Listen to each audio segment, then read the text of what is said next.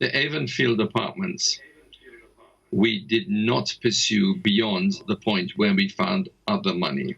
We had an award of approximately, with the costs and interest, of $30 million. We found that in another account, and we seized that account.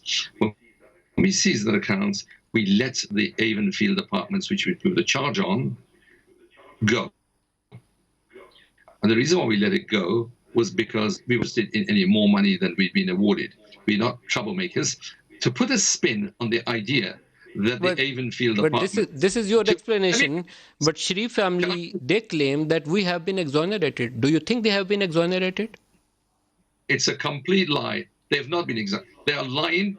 They're not just spinning. They're lying. The Sharif family are lying when they say they were exonerated by standing the Avenfield apartments. Yes, I'm accusing them of lying. They're lying. The Avenfield apartments we let go because we found other money that satisfied our judgment.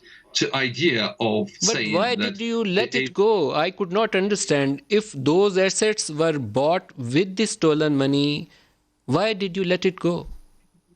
Because we had got... We let it go because, one, in 2003, we'd been...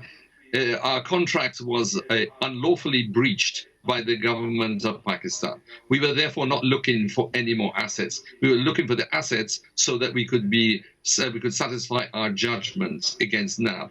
We were not going after any money. But when the Supreme Court of Pakistan and the Accountability Court of Pakistan said what they did about the Sharifs following the Panama Papers, it's very simple to convince a court in London that, given that we have got this judgment against the government of Pakistan, they should allow us to seize those apartments. They froze those apartments, but we didn't need to go any further for one simple reason, because we'd found another...